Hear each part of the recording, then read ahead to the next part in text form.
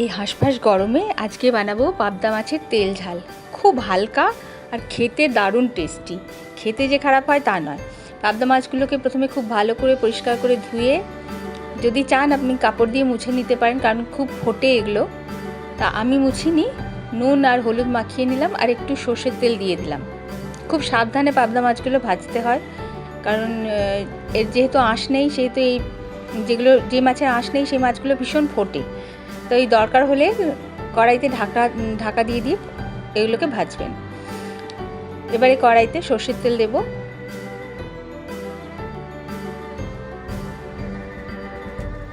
আমি শুনেছি মাছগুলোকে ধুয়ে মুছে নিলে নাকি সেগুলো ফাটে না, তো আমি এখনও সেরকমভাবে কিছু করিনি। যাই হোক, তেলটা গরম হয়ে গেছে। এবারে মাছগুলোকে খুব সাবধানে ভেজে নিতে হবে। আর ভীষণ নরম মাছ, এটাতে যদি পারেন হয় এই সিলিকনের স্প্যাটুলা দিয়ে, নয়তো কাঠের চামচ দিয়ে এগুলোকে উল্টোবেন, না হলে ভেঙে যাবে।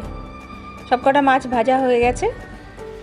তো তেলটা অনেকটা বেশি রয়ে গেছে, এতটা তেল আমার দরকার হবে না তেল ঝালের জন্য, সেজন্য খানিকটা তেল আমি তুলে রেখে দিচ্ছি।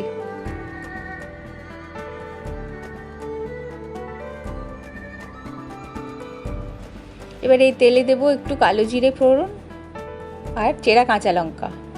ঝালটা নিজেদের মতন দেবেন আপনারা, যে যেমন ঝাল খান।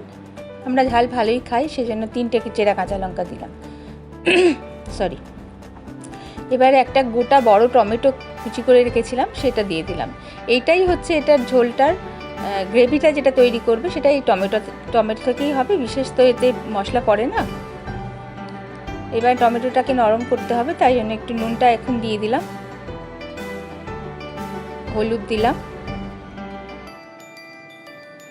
সামান্য একটু কাশ্মীরি লঙ্কার গুঁড়ো, একটু রঙের জন্য, না চাইলে নাও দিতে পারেন।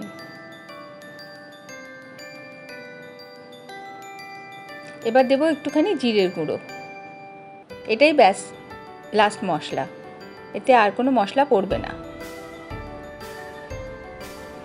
এই গরমে পেটের জন্য এই ঝোলটা খুব ভালো।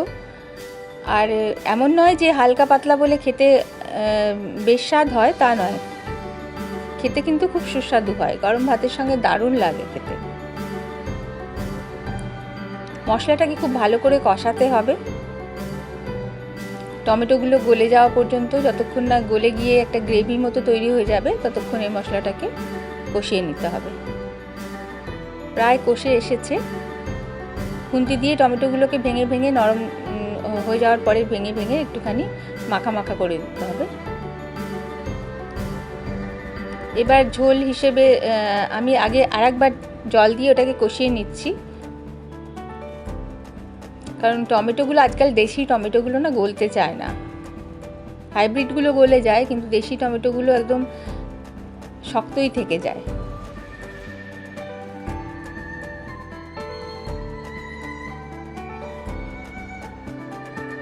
এই মশলা কষানোর উপরে এটা স্বাদ নির্ভর করবে, সেজন্য মশলাটা খুব ভালোভাবে কষিয়ে নিতে হবে।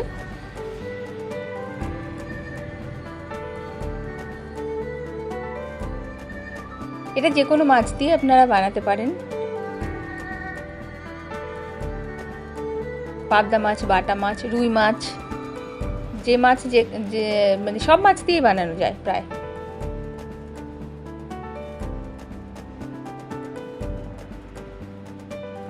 এবার ঝোলের মতো আমি জল দিলাম, যতটা পরিমাণ ঝোল দরকার সেই হিসেবে জল দিলাম। একটু ফুটবে মাছের সাথে।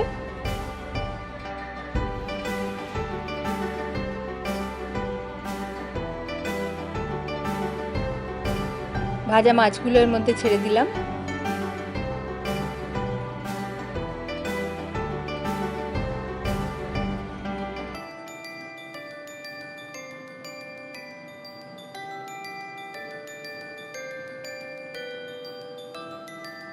এটা ফুটে উঠেছে ঝোলটা। ব্যাস, এটা নিজের ঝোলের মতন আপনার পরিমাণ মতো ঝোল হয়ে গেলেই ব্যাস তৈরি।